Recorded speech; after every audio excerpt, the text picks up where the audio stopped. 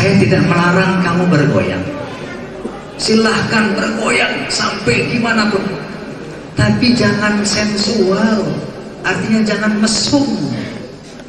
Janji ingin sama-sama Bang Haji untuk membina moral bangsa. Bang Haji saya berjanji bersama-sama dengan Bang Haji untuk memelihara citra musik dangdut. Ini yang diucapkan dulu kemarin pada hari Jumat. Saya terharu sekali. Saya bilang alhamdulillah Pak. Mari sebagaimana kemarin statement bahwa kemarin saya ingin melakukan pemboikotan nasional, akhirnya berubah menjadi pesta kegembiraan tasyakur. Nah oleh karena itu yang kita mesti bukan Inul sebagai pribadi, kita harus menyintai Inul, kita harus merangkul Inul. Yang harus kita perangi inulisasi.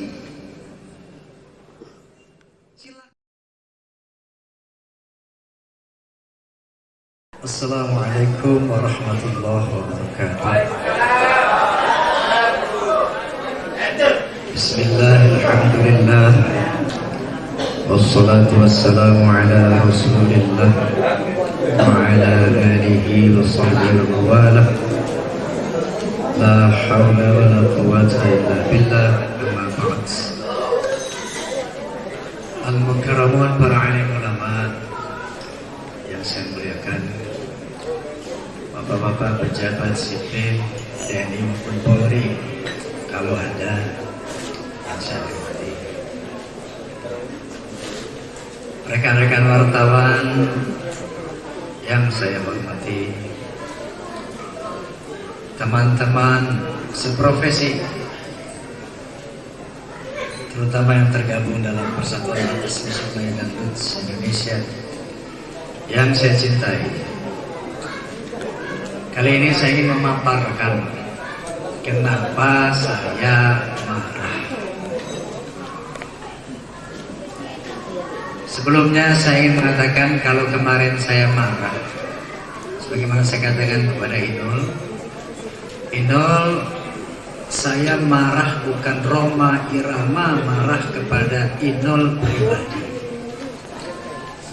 tapi saya marah kepada syaitan yang ada di dalam Inul. Karena kita semua ini punya syaitan. Kenapa saya seperti itu marah saya? Baik, saya ceritakan secara kronologis. Pertama, saya ingin menceritakan apa itu dangdut. Dangdut ini dulu namanya orkes Melayu, yaitu satu musik yang dimarginalkan, dipinggirkan oleh bangsa ini. Dangdut dulu adalah satu musik yang cuman berhak main di kampung-kampung becek, di pesta-pesta kawin orang miskin, di pesta-pesta khitanan orang miskin.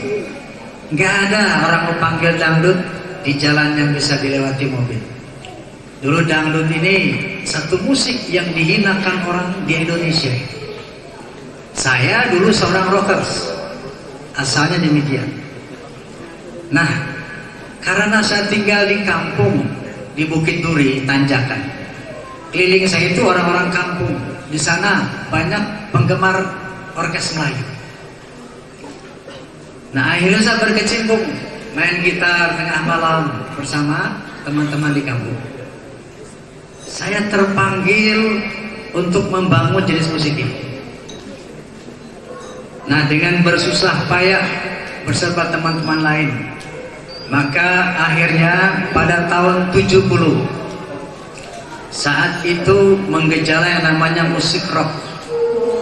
Musik rock melanda dunia sehingga terjadilah rock fever. Saat itu saya katakan rock identik dengan musik syaitan. Kenapa? Karena saat itu rock membawa dekadensi moral di berbagai macam negara di dunia. Nah, untuk mengantisipasi kemerosotan moral yang diakibatkan oleh rock, maka saya bentuklah soneta The Voice of Muslim 13 Oktober 73 dengan tujuan bahwa jangan pengaruh barat ini mengoyak-ngoyak akidah umat Islam, Jangan pengaruh barat ini merusak moral umat Islam. Jangan pengaruh rock yang saat itu identik dengan satanik merusakkan budaya bangsa Indonesia yang kita kenal dengan budaya yang ramah, yang sopan, dan bangsa yang religius. Kita ini bangsa yang agamis. Oleh karena itu saya deklarasikan Soneta The Voice of Muslim dalam rangka mengcounter pengaruh negatif globalisasi. Kontroversi pun timbul. Dulu nggak ada yang namanya Assalamualaikum bisa dikumandangkan di pentas musik. Pertama jihad saya di dalam musik ini, yaitu mengumandangkan salam yang ditabuhkan saat itu di pentas musik. Begitu saya bilang Assalamualaikum warahmatullahi wabarakatuh, maka berlemparan sendal, kaleng, botol ke muka saya. Tepatnya di Ancol. Lo mau bikin pengajian di sini, ini orkes identik dengan kemaksiatan. Saat itu nggak ada musik yang tidak mabuk. Saat itu tidak ada pemusik yang tidak mabuk-mabukan. Itulah kondisi musik kita saat ini. Nah kemudian bertahap saya membuat revolusi. Inilah yang dikatakan oleh William Frederick, seorang direktur Ohio University, Amerika Serikat, bahwa revolusi musik kedua setelah The Beatles adalah revolusi musik yang dilakukan oleh Rhoma Irama tentang musik orkes Melayu. Nah, dari revolusi musik ini dulu orkes Melayu itu satu musik yang tidak kompetitif, yang tidak bisa bersaing dengan jenis musik yang lain. Kenapa? Karena penampilannya dulu tidak atraktif.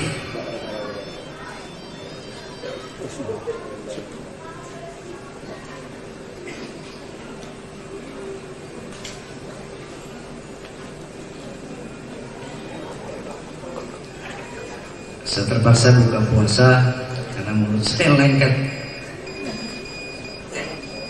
Jadi revolusi apakah yang saya bikin di orkes Melayu ini? Pertama, dulu penampilan orkes Melayu itu duduk, semuanya duduk di kursi, tidak atraktif, tidak dinamis.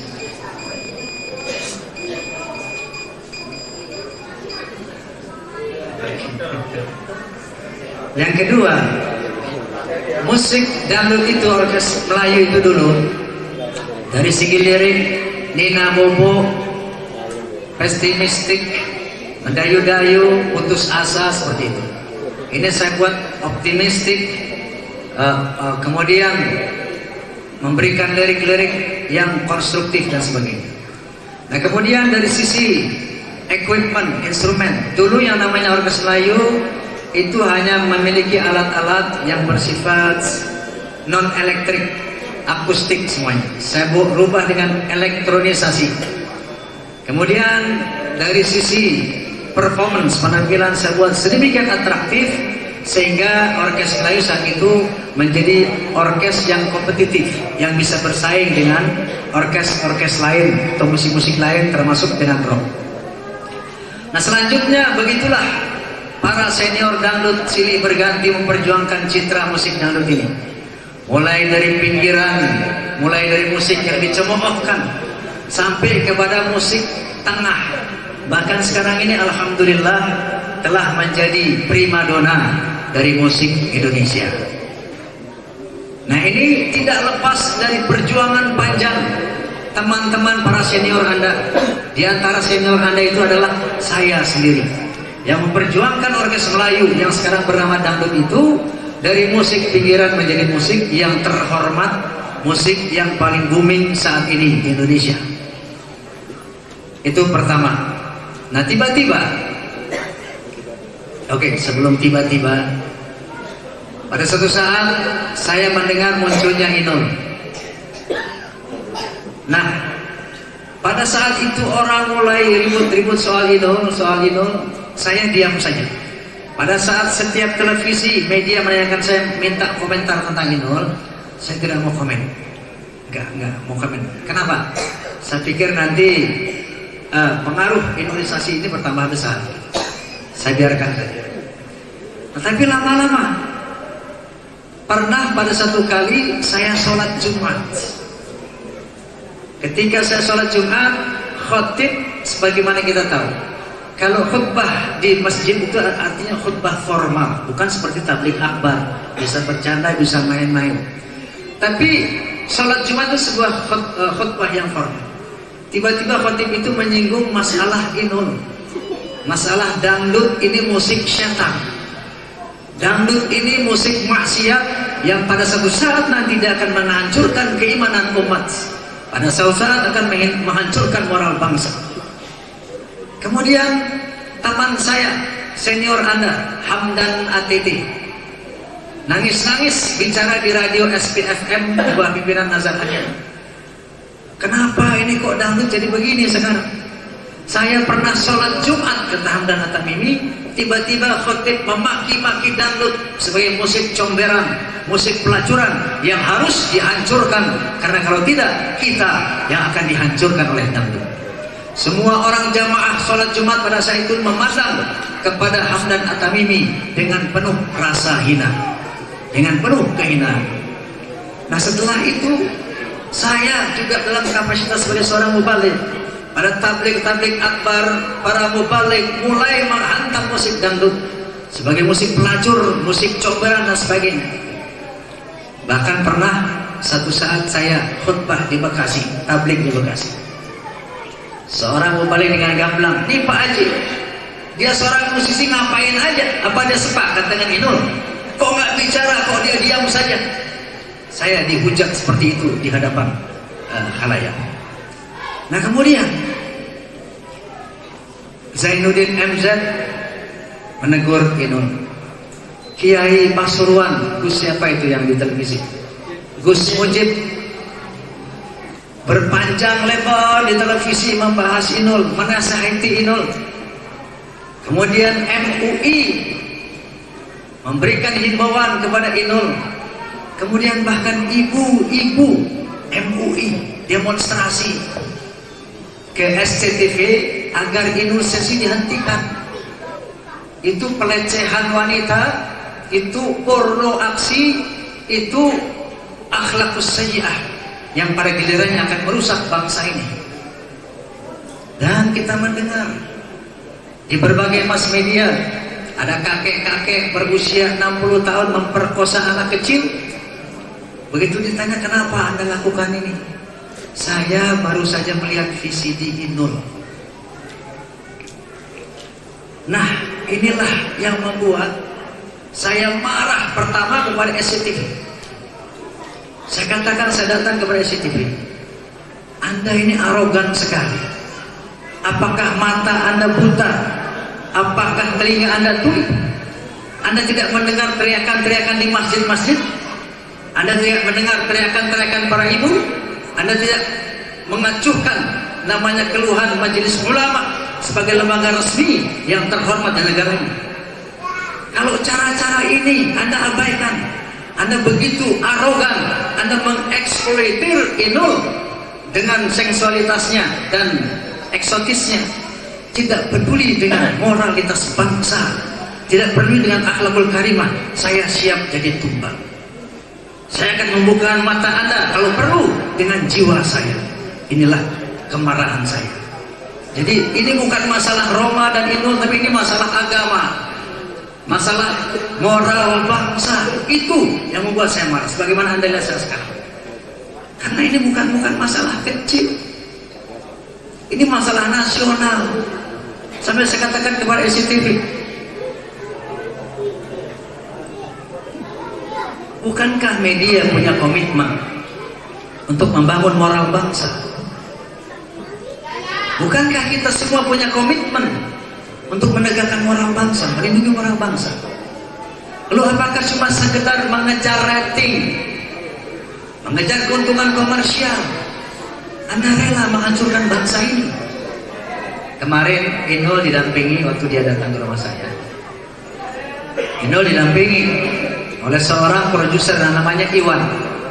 Produser ini seorang Chinese, Iwan, namanya Iwan, produser Blackboard. Sebelumnya dia telepon sama saya, Ji, jangan bunuh saya, Saya bilang, Anda siapa? Masa lu gak kenal gua Ji? Saya Iwan. Iwan mana? Iwan Blackboard. Lalu, jangan bunuh saya Ji. Maksudmu apa bunuh kamu? Iya, saya lagi produksi Inul ini. Tiba-tiba sikap Anda begitu seperti Inul. Saya katakan sama Inul, jangan minta sama saya. Nah, waktu dia datang kepada saya, Inul ini didampingi juga. Pada saat saya mengatakan kepada Inul, bukankah Aagim seorang dai yang kita hormati bersama? Pernah nelpon Anda Inul? Dari Mekah, Aagim seorang ulama, al-ulama warusatul anbiya, pewaris para nabi. Dia punya kompetensi untuk membenahi moral bangsa. Dia negur Anda sesuai dengan kapasitasnya Inul. Apakah Anda tidak bisa tampil seperti Nur Khaliza? Ini Aagim saat itu dari Mekah jauh-jauh. Apa telepon kamu? Bangsa Malaysia bangga punya penyanyi seperti Nur Khaliza. Umat Islam bangga punya penyanyi seperti Nur Khaliza. Toh dia bisa terkenal, dia bisa top dengan predikat yang positif. Inul mau cari apa? Nah, ini ucapan Aagim. Kenapa saya marah? Saya katakan sama Inul, kenapa saya marah? Nur, ini bukan aku marah kepada kamu, aku sayang kamu, tapi aku marah kepada setan yang menggelanduti kamu sekarang. Seluruh ulama sampai kepada majelis ulama, sampai kepada ibu-ibu majelis ulama teriak-teriak sama kamu, tapi kamu bilang apa? Saya akan tetap seperti ini. Ini yang membuat saya marah. Inul tidak akan pernah berubah. Saya akan tetap seperti ini. Artinya apa Nur? Kamu mengabaikan fatwa ulama, kamu mengabaikan cerita korban-korban perkosaan, kamu mengabaikan keresahan masyarakat. Ini yang membuat saya marah. Tapi ternyata alhamdulillah, dengan marahnya saya justru Inul bisa berubah, justru Inul menyadari, justru Inul bertaubat. Nah, pada saat saya kupas, saya katakan, maaf saya berdiri. Saya katakan begini, Inul, saya tidak melarang kamu bergoyang. Silahkan bergoyang sampai dimanapun. Tapi jangan sensual. Artinya jangan mesum. Jangan sensual. Jangan porno. Jangan memancing nafsu birahi orang. Ini yang haram. Saya katakan kurang bagaimana goyang yang namanya Elvi Sukaisi, kurang bagaimana hebatnya goyang Camelia Malik, kurang bagaimana hebatnya goyang Fetty Vera. Tapi kenapa mereka tidak menimbulkan keresahan? Tidak ada korban perkosaan karena setelah melihat Elvi Sukaisi. Nggak ada orang diperkosa setelah melihat Camelia Malik. Nggak ada orang diperkosa setelah melihat Fetty Vera yang begitu dahsyat goyangnya. Saya nggak pernah menyeru penyanyi dangdut itu supaya diam, seperti patung nyanyi, seperti orang penyanyi kasidah. Enggak. Bergoyanglah, melintirlah, jogetlah. Nah, tapi yang artistik, yang indah, yang bisa dinikmati, bukan yang mesum, bukan yang sensual. Saya katakan, Inul, kamu tahu yang mana yang indah, yang mana yang mesum, kamu tahu. Selama ini kamu mengatakan ini saya ini dari Allah. Saya katakan jangan mendiskreditkan Allah, Inul. Kalau kamu katakan erotisme, sensualitas, goyang mesum ini dari Allah, kamu telah mendiskreditkan Allah. Maka saat itu saya bacakan firman yang berbunyi, fa'alhamaha fujuraha wa taqwaha. Allah mengilhami kepada kita manusia semua potensi baik dan potensi buruk. Allah mengilhami ke setiap dada kita syaitan dan malaikat. Qad aflaha man zakkaha wa qad khaba man dassaha. Beruntunglah orang yang selalu memperturutkan, membangun potensi positif takwanya, dan celakalah orang yang memperturutkan potensi negatifnya. Kamu mengembangkan potensi negatifmu, ini yang membuat saya marah. Kamu keras kepala, bukan dari Allah, ini minasyaitan, bukan minallah. Kalau kamu mengatakan sama mencari nafkah, siapa yang larang kamu mencari nafkah? Tapi kamu kan muslim loh. Kamu tahu mencari nafkah dalam Islam itu ada yang halal, ada yang haram. Ini kan hak asasi manusia, betul. Kamu mau ngebor sampai mati itu hak asasimu. Orang mau melacur hak asasi, orang mau merampok pun hak asasi. Tapi jangan lupa ada kewajiban asasi orang lain untuk mencegah kemungkaran. Ini yang kata Nabi sallallahu alaihi wasallam, yang kata Allah Subhanahu wa taala, "Wattakum minkum ummatun yad'una ilal khair wa ya'muruna bil ma'ruf wa yanhauna 'anil munkar wa ulaika humul muflihun." Ini Allah yang berfirman, hendaklah ada di antara kamu orang yang secara sungguh-sungguh menyeru kepada kebenaran dan mencegah kemungkaran. Wa qala Nabi sallallahu alaihi wasallam, "Man ra'a minkum munkaran falyughayyirhu bi yadihi, fa in lam yastati' fa bi lisanihi, fa in lam yastati' fa bi qalbihi, wa dzalika 'adaful iman." Kata Nabi, barang siapa yang melihat kemungkaran di antara kamu, maka cegahlah kemungkaran itu dengan tanganmu. Artinya dengan kekuasaanmu, dengan otoritasmu, dengan jabatanmu. Kalau kita pejabat, ada kemungkaran, duduk buat peraturan agar kemungkaran itu tidak terjadi. Nah, fa in lam yastati' fa bi lisani, kalau kamu nggak mampu maka dengan mulutmu. Ini inul yang saya lakukan, saya bukan pejabat, tapi saya mubaligh, saya punya lisan. Ini yang saya katakan kepada kamu, saya sedang mencegah kemungkaran yang sedang kamu lakukan. Sadar atau tidak kamu sadari?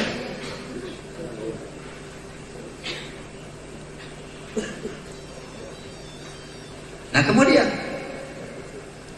kalau ini dibilang, ada orang-orang mengatakan ini kan seni. Erotisme itu seni. Bahkan berbugil-bugil ria, ada orang mengatakan itu kan seni, itu kan keindahan tubuh, kenapa harus ditutupi? Saya katakan betul, itu seni. Jangan lupa yang menciptakan seni itu Allah, yang membuat keindahan tubuhmu Allah, dan bukan kamu yang membuat peraturan. Allah kata Allah, wal yadribna bi khumurihinna ala juyubihinna, tutup badanmu dengan kerudung. Di sisi lain Allah berfirman, ya ayuhan nabi qul li azwajika wa banatika wa nisa'il mu'minin yudnina 'alaihinna min jalabibihinna. Kata Allah memerintah kepada Nabi, perintahkan itu istri-istrimu wahai Muhammad, perintahkan itu anak-anak gadismu wahai Muhammad, perintahkan perempuan-perempuan beriman agar mereka menutup tubuhnya dengan jilbab, tidak menampakkan aurat. Dzalika anna yu'rafna fala yu'zaina. Dengan demikian kamu telah menunjukkan identitas sebagai muslim, dan supaya tidak ada gangguan. Nah begitu kita buka ini aurat itu ada 3. Yang namanya aurat qauliyah, artinya aurat itu ar, artinya sesuatu yang nggak boleh diperlihatkan. Sesuatu aib yang nggak boleh ditunjukkan. Nah, aurat ini ada aurat qauliyah, aurat lisan, kata-kata yang jorok, kata-kata porno diharamkan, dilarang untuk diucapkan karena akan menimbulkan dampak negatif. Kemudian ada aurat fi'liyah, aurat badaniyah. Nah seperti yang namanya buah dada, kemudian paha, pusar, ini aurat kubro, aurat besar, bukan aurat kecil. Kalau di India mereka mempertontonkan perut, pusar, silahkan saja, itu budaya mereka. Kalau misalnya Britney Spears, kemudian lagi Jennifer Lopez, siapa lagi Shakira mempertontonkan auratnya, silahkan, itu agama mereka. Tapi kita Muslim, negara, kalau kamu bukan Muslim, negara ini bangsa Muslim yang terbesar di dunia, hormati dong akidah Islam, hormati umat Islam. Di dalam terminologi Islam itu aurat besar yang nggak boleh mempertontonkan. Di saat kamu pertontonkan, kamu telah melecehkan Islam, kamu telah melecehkan agama Islam. Nah, memang itu seni. Tapi Allah mengatur kapan kamu boleh mempertontonkan aurat. Jangankan cuma pusar, lo telanjang boleh. Tapi di hadapan suami, di kamarmu telanjang sih. Mau goyang-goyang mesum, siapa bilang nggak boleh? Boleh. Tapi ada tempatnya. Begitu kamu salah tempat, maka kena sanksi hukum. Coba lihat dampak inulisasi. Saya rasa para musisi melihat, ya. Sekarang penggemar dangdut kalau datang ke pentas-pentas dangdut bukan dalam rangka mau menikmati musik dangdut, bukan dalam rangka untuk memuaskan sense of music, tapi dalam rangka ingin memuaskan nafsu birahi mereka. Oleh karena itu, walaupun suara lo bagus, tapi kalau lo tidak erotis, turun, disuruh turun. Walaupun seindah Lata Manggesar, tapi kalau kamu tidak melakukan goyang yang membangkitkan birahi, disuruh turun. Jadi orientasi masyarakat dangdut sudah berubah dari selera musik menjadi selera seksual. Kalau ini nggak dihentikan, kalau ini tidak dihentikan, pada satu saat musik dangdut akan menampilkan penari-penari striptis di pentas musik. Karena itu tuntutan masyarakat yang memang kita bina seperti itu. Ada yang mengatakan, Bang Haji, kenapa Anda marah? Kalau Anda nggak suka, matikan saja televisi. Kalau Anda nggak suka, jangan nonton. Astaghfirullahaladzim, thumma astaghfirullahaladzim. Yang namanya itulah tadi kewajiban moral, membangun bangsa, membangun akidah, ini kewajiban kita semua, bukan cuma kewajiban saya. Nah, kalau itu yang sudah terjadi, ini kiamat. Coba sadari teman-teman. Saya rasa musisi tahu ini semua. Semua musisi tahu.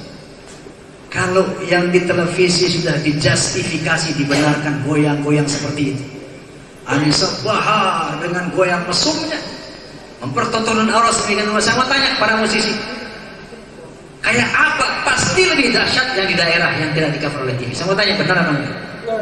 Betul apa tidak? Apa Anda senang melihat moral bangsa dihancurkan seperti ini? Apa Anda mau akidah Anda diinjak-injak seperti ini? Inilah saya marah, bukan Roma Irama, lillahi ta'ala. Saya tidak punya kepentingan, wallahil azim. Saya marah karena Allah, bukan karena Roma Irama benci sama Inul. Tidak sekali. Coba, kalau tidak kita hentikan, saya bisa bayangkan kayak apa bangsa ini. Nah, secara politis sadarilah, saudara-saudaraku, saya bicara kepada kaum muslimin. Memang kita tengah diserang oleh orang-orang mereka. Diserang secara fisik, diserang secara moral, diserang secara akidah. Secara fisik, lihat mereka semuanya saja. Seperti Amerika menyerang Irak tanpa rekomendasi PBB, tanpa approval PBB, tanpa persetujuan PBB. Dengan begitu arogan mereka melanggar etika berbangsa internasional. Diserang. Dan jangan lupa kita juga sedang dihancurkan secara moral. Coba Anda lihat siapa di belakang Inul ini. Seperti saya katakan Iwan tadi. Pada saat saya sedang mengarahkan Inul begini, tiba-tiba Iwan nyaut, biar aja di Inul kayak gitu. Saya marah, keluar kamu. Inul, kamu lihat ini orang. Dialah orang-orang yang mengeksploitir kamu untuk tetap melakukan sensualitas, tetap melakukan erotisme, tetap untuk menghancurkan moral bangsa. Dia tidak peduli kehancuran bangsa. Yang dia tahu cuma bagaimana saya mencari uang, bagaimana saya untung. Itu mereka yang mengeksploitir kamu. Sadar kamu ini maksudnya. Nah, coba Anda lihat siapa orang-orang di belakang ini. Silahkan Anda tanya siapa produser-produser itu. Mereka lah yang berkeras selama ini membuat propaganda-propaganda untuk mendukung Indonesia. Kita tengah diserang secara moral, sadar. Saya melihat ini. Bahkan terorisme yang ramai sekarang itu bukan produk umat Islam, itu produk mereka. Saya bukti, saya berani bicara di forum internasional sekalipun. Karena saya pernah disusupi untuk menjadi teroris.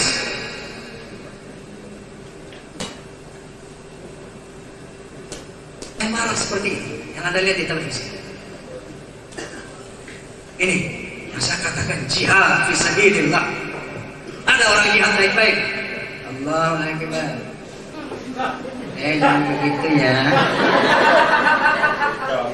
Jangan begitu dong, kan itu haram. Apa mungkin jihad nggak marah? Ini yang perlu saya klarifikasi.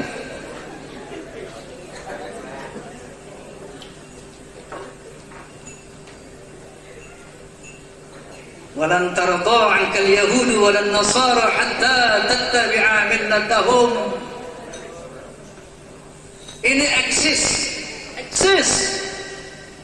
Kita bisa melihat di dalam berbagai aspek kehidupan. Walan tarda 'anka al-yahud walan nasara hatta tattabi'a millatahum. Oleh karena itu saya himbau yang di bawah organisasi saya. Pertama, mari lindungi moral bangsa dari kehancuran. Yang kedua, mari lindungi citra dangdut dari kehancuran.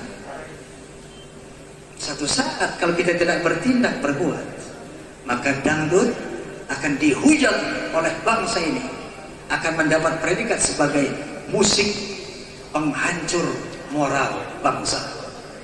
Musik pengumbar hawa nafsu syaitan, musik pengumbar sensualitas, musik pedagang seks. Oleh karena itu saya nggak rela, saya marah, karena saya salah satu orang yang berjuang untuk membesarkan dangdut sampai sekarang ini. Saya salah satu orang yang membuat revolusi untuk membesarkan dangdut menjadi terhormat sampai sekarang ini, sehingga anda merasa bangga menjadi musisi dangdut. Anda bangga menjadi penyanyi dangdut. Itu salah satu adalah saya berjuang. Itu sebab saya marah.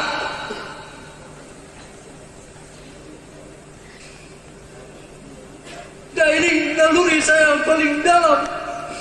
Kenapa saya mau mati untuk ini? Saya mau mati, saya bilang. Kalau memang lembaga-lembaga resmi agama udah diabaikan, kiai udah diabaikan, para ulama sudah tidak didengar, saya siap mati. Saya akan buka mata bangsa ini, maka bahwa kita tengah menghadapi serangan moral kita tengah dihancurkan.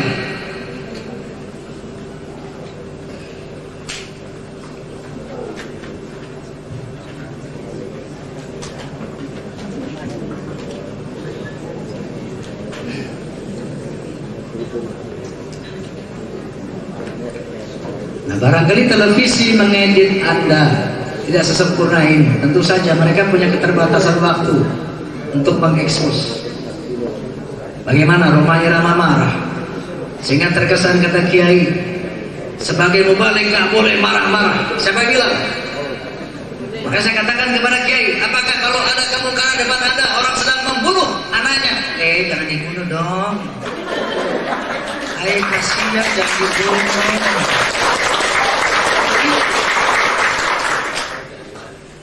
Saya bersaksi kepada Allah. Saya bersaksi, ya Allah, bersaksi kepentingan pribadi, nggak ada tendensi moral. Oleh karena itu kemarin Yakto ketua umum PP sebagai ketua Preman kemarin dalam pertemuan PAMI pusat, dia bertekad untuk mendampingi PAMI mendekat Rhoma Irama sampai titik darah yang terakhir. Ini Yakto dan PP. Kenapa dibilang ini Rhoma Irama memperbaiki moral bangsa?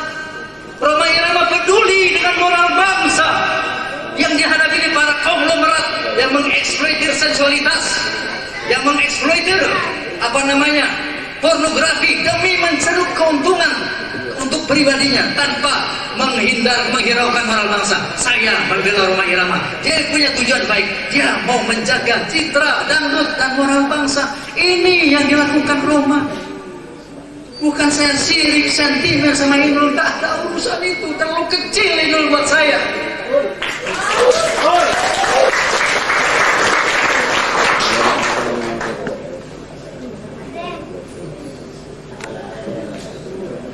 Allahu Akbar, Allahu Akbar. Saya sering menangis. Pernah saya lagi jalan mau menuju studio dari Pondok Jaya, dari rumah saya. Itu di pinggir jalan ada pentas dangdut. Kemudian penyanyinya pakai celana katok pendek. Kemudian di erotik begini.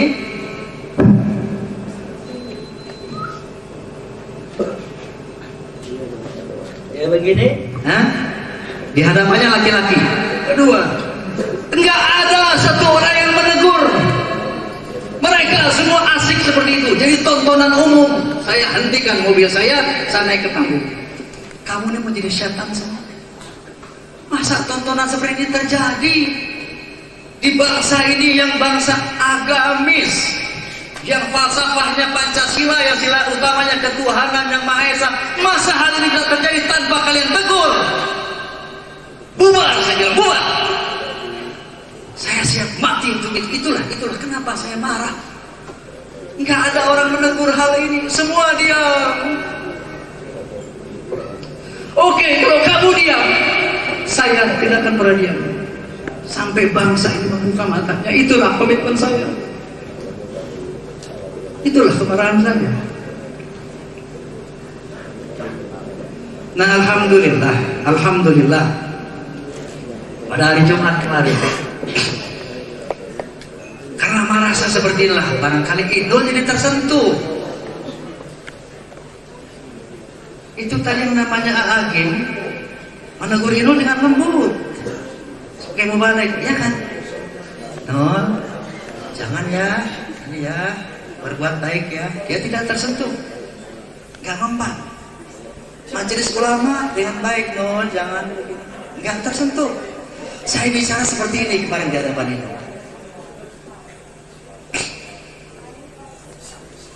Makanya Inul tersentuh dan langsung menangis, menubruk kaki saya, menubruk dada saya. Saya pun menjadi menangis. Air minum yang cuma satu-satunya itu di meja, saya minumkan kepada dia. Orang pacaran. Saya minumkan kepada Inul, saya rangkul Inul, saya peluk Inul. Dia menangis, saya menangis.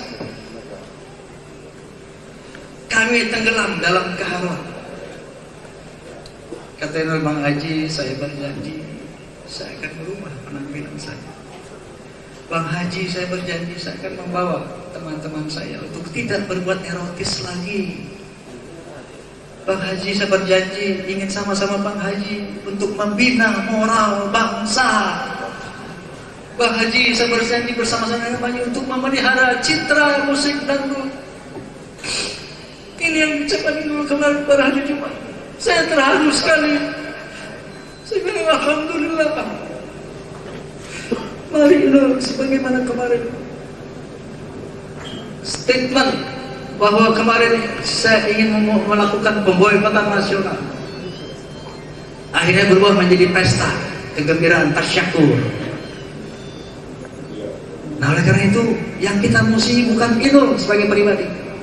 Kita harus menyintai Inul, kita harus merangkul Inul. Yang harus kita perangi inulisasi. Silahkan Inul, bergerak, bergoyanglah kamu, tapi jangan mesum. Bergerak, bergoyanglah kamu, gembirakan, hibur masyarakat, tapi hiburan yang sehat. Nah, oleh karena itu statement saya ke seluruh insan dangdut di Indonesia menyambutmu Inul. Selamat datang Inul, selamat datang Inul. Mari sama-sama kita berjuang membenahi moral bangsa melalui dangdut. Mari kita sama-sama membina musik dangdut menjadi musik yang positif, musik yang merdu, musik yang menghibur, musik yang Masya Allah, Masya Allah. Sekarang gak ada lagi, aduh suaranya itu bagus ya, aduh saya gak bisa tidur dengar suara penyanyi itu, indah sekali. Musik sih itu aransemennya bagus ya, indah sekali. Permainan gendang sih itu cakep ya, main bass Imron keren ya. Gak ada lagi seperti itu kalau Indonesia ini dibiarkan. Yang ada apa? Wah, penyanyi itu goyangnya cakep banget loh, gua hampir ngeceret kemarin. Yang itu kurang bagus goyangnya, kurang seru. Nggak ada lagi musik dibicarakan orang. Oleh karena itu musik dangdut akan jadi pentas pelacuran, pentas pemuas seks belaka. Jadi kesimpulannya, saya menghimbau seluruh jajaran musik PAMI. Pertama, bukan memusuhi Inul. Mari kita rangkul Inul, dan inulisasi harus dicegah. Mari tampil kembali, perbaiki citra dangdut ke depan. Saya rasa itu yang bisa saya sampaikan, dan terbuka untuk dialog selanjutnya. Billahi taufik wal hidayah. Wassalamualaikum warahmatullahi wabarakatuh.